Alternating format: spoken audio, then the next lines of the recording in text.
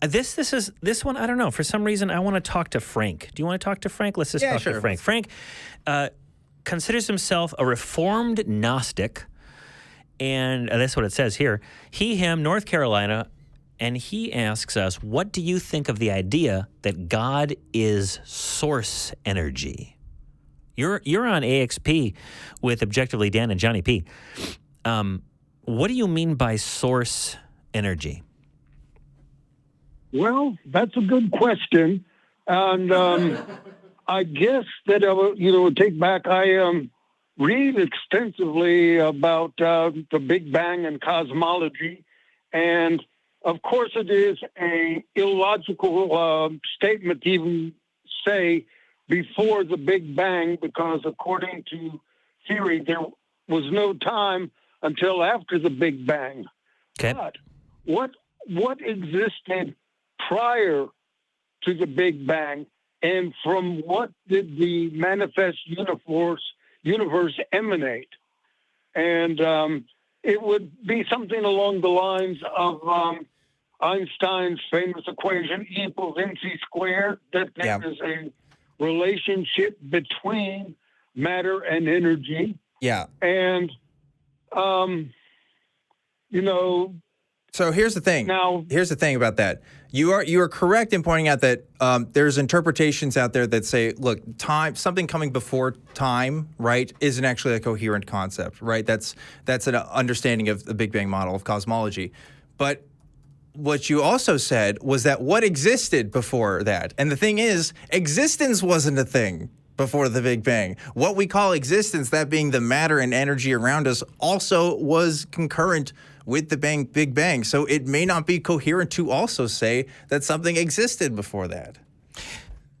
Yeah. Well, it is none. I mean, from what I understand, today's cosmologists have sort of traced the history of the universe back to 1 gazillionth of a second after the Big Bang. Okay.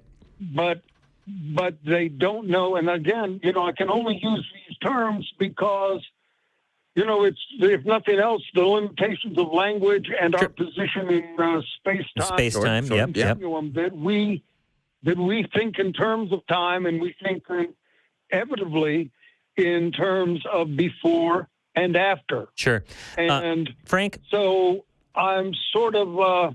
if you play chess, you find yourself sort of boxed in a stalemate position where I can't make a move because anything I say is, scientifically illogical. Right. So why make a claim? The only winning move is not to play. Yeah. If you don't know, then why say anything? Yeah. Why take a position when you're just shooting in the dark? That's part of human nature. It is. It is. It's our curiosity about the universe, our place in it, and its nature.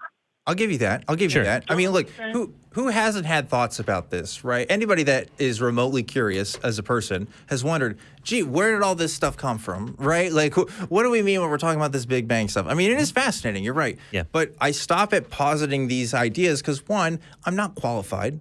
I'm not an astrophysicist. I only understand what popular science magazine articles and stuff have told me about this stuff. I mean, I've read a book or two, but that doesn't remotely make me even qualified to make any relevant statements to it. So I can speculate, but that's all I can do is just speculate. And I just leave it at that, right? Yeah. I understand when people who are like, oh, man, well, I think it's this and I think it's that. And yeah, we can exchange these ideas, but I mean, that's going to be it for me. I don't know. I don't have any particular reason to say, well, I'm going to rest my hat on this. The truth is, I don't have to rest my hat on anything. Yeah. Right? Frank, I get it. It's part of human nature to try to. It's part of human nature to try to wrestle out of the unknown as much as you possibly can, and.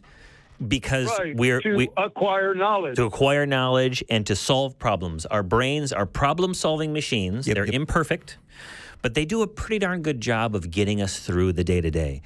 And then it's like Newton's theory of gravity. It works excellently well 99.9% of the time, but there's that 0.1% where, Einstein sort of took over. Well, Well, and Frank, I think what you got to do is, keep on pursuing knowledge, keep on trying to understand the world around you.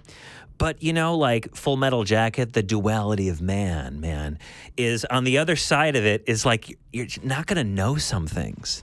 Yeah. And a little bit is interpretive dancing and poetry and existing in the fog of war, in the fog of never knowing and accepting that to the extent that the problem-solving brain can do it. And that's hard for humans to do. Really hard. That's like not natural to us. I think we want to like know things. And honestly, that drive to like want to have an answer is probably how a lot of religions started. Yeah. Like, But that's our take on that, Frank.